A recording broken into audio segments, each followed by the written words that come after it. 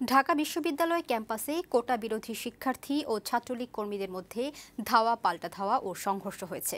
সোমবার দুপুরে ক্যাম্পাসে কোটা বিরোধীদের বিক্ষোভ থেকে মুক্তিযুদ্ধ বিরোধী স্লোগান দেওয়া হলে ছাত্রলীগ কর্মীদের সাথে তাদের সংঘর্ষ বাধে।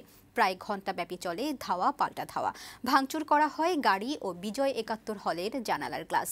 সংঘর্ষে শতাধিক আহত হওয়ার দাবি করেছে বৈষম্য বিরোধী ছাত্র আন্দোলন। আরও জানাচ্ছেন রাকিব হোসেন।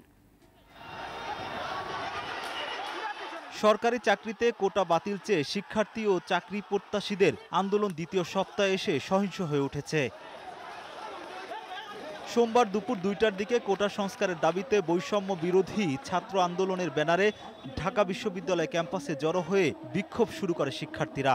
এ সময় মুক্তিযোদ্ধা কোটা নিয়ে আপত্তিকর স্লোগান দেওয়া হয়। এতে উত্তেজনা ছড়িয়ে পড়ে। ঘণ্টাখানেক পর বিজয় ৭১ হলে শিক্ষার্থীদের ওপর হামলার খবর ছড়িয়ে পড়লে উত্তেজনা তৈরি হয়। এ সময় ধাওয়া পাল্টা ধাওয়া শুরু হয় ছাত্রলীগের কর্মীদের সঙ্গে কোটা বিরোধীদের। পরে তা সংঘর্ষে রূপ নেয় এবং বিশ্ববিদ্যালয়ের প্রশাসনিক ভবনের সামনে মল চত্বর, ফুলা রোড, নীলক্ষেত, ঢাকা মেডিকেল এলাকায় ছড়িয়ে পড়ে। দুই পক্ষকে ইট পাটকেল ছুটতে দেখা যায়। সন্ধ্যা অবধি চলে দুপক্ষের সংঘর্ষ। এ সময় ভাঙচুর করা হয় বিজয় ৭১ হলের জানালার গ্লাস।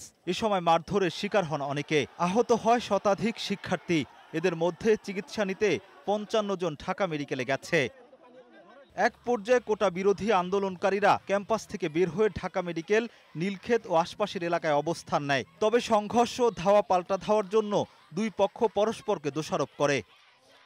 ক্যাম্পাসে থমথমে পরিস্থিতি আছে। নীলক্ষেত ও শাহবাগ এলাকায় বিপুল সংখ্যক পুলিশ মোতায়েন করা হয়েছে। রাকিব হোসেন, বৈশাখী সংবাদ, ঢাকা।